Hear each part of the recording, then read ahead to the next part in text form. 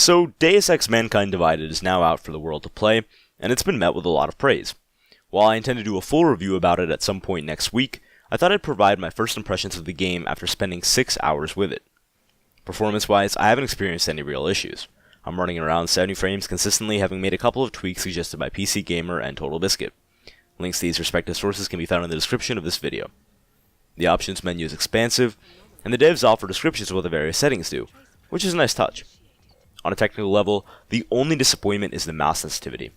Playing at 800 DPI, 0% mouse sensitivity was still too high. I'm now playing comfortably at 400 DPI, 0% sensitivity, so you may have to tweak mouse presets outside of the game if you want Adam Jensen to feel grounded. As for the game itself, it's brilliant so far. Deus Ex is equal parts first-person action game, first-person platformer, and conversation simulator, and the game balances all of these components nicely.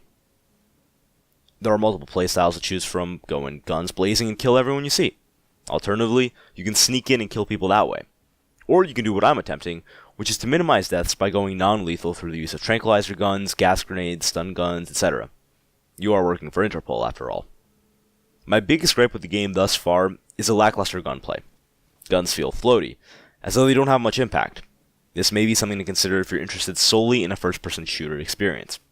As a platformer, Deus Ex's movement is excellent. Jumping, climbing, sneaking, it's all remarkably fluid, and the cover system feels refined and sticky. The city may be despairing, but it's still a wonderful place to explore, with plenty of open apartments and stores to creep into. This ability to penetrate the inside of Prague opens up the city and makes the people and places within it come to life. It's a part of the reason why the story is so compelling. You play as Adam Jensen, a guy with a complicated history who's working for Interpol. Jensen is an AUG, meaning that he's augmented with biomechanical features that naturals don't have.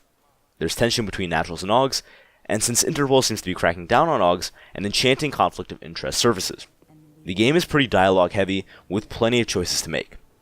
There is an option to skip the dialogue, make the choices and get along with it, but I find this pulls the magic out of the experience. A large part of Deus Ex for me thus far has been about stepping into Jensen's shoes. If you're someone who can't stand dialogue at all, this may not be the game for you. That being said, I'm not a fan of most video game storylines, and Deus Ex has managed to keep me interested thus far. That's all for now. Check back in a week for the full review.